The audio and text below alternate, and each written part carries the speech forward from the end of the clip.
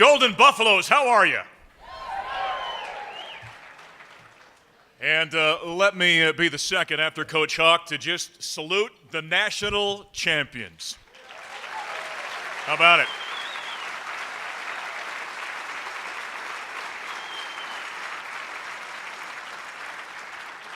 You know, I've gotten to know some of the guys from that team from 20 years ago, and I was kind of back in the Aspen room a while ago. And gentlemen, let me just say, as I looked you guys up and down, some of you still look like you could play the game. Some of you look like you played 20 years ago.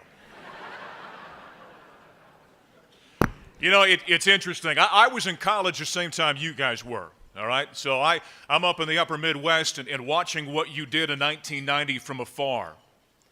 And obviously, as a sports fan and a guy that at that point in time was a snot-nosed college kid that thought maybe someday I might be able to sit behind a microphone and call a couple of those ball games, I was duly impressed.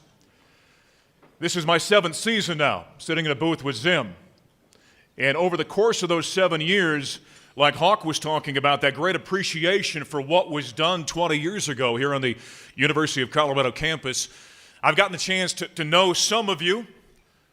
I've certainly picked the brains of those around me who were a big part of that. It's been, you know, Hawk talks about getting to know Coach Mack, and it's been a joy, and, you know, getting to spend some time with Mack, and Mack has told me a little bit. In fact, just a few weeks ago, we sat down in preparation for a broadcast this year as we take a look back at the corresponding game every week. This week will happen to be the Texas game, by the way. How about that turning point, huh? Start of the fourth quarter. Where's EB at? He's on his way. If you ever hear Coach Mack talk about the power of one, he's talking about EB getting out there on the field against the University of Texas.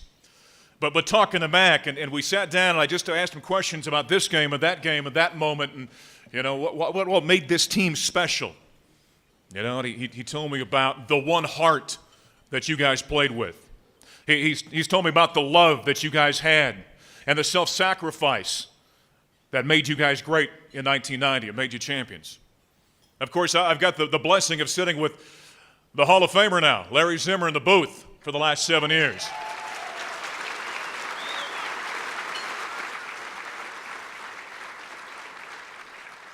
And, you know, when you're part of an athletic program, you know, I've said before that those of us who are blessed enough to do this, you eventually become part of the soundtrack. And who could forget in Miami, Colorado has won the Orange Bowl. How great was that? But Zim has told me, I've asked him, what made these guys special? Why that team? And he said the same thing, the relationships, the phenomenal athleticism, the sacrifice from player to coach to training staff. It was all there that created a champion. I've spent many hours doing broadcast with CJ. Of course, he makes me call him MVP. But I've asked Charles. I've got the coach's perspective. I've got the broadcaster's perspective. And you know, doing so many games on the road and having dinner with CJ, I said, what was it? And he's told me over and over again, there was one single facet of this team in 1990. And he said it many times. He said, Mark, without question, hands down, I was the best player on that team.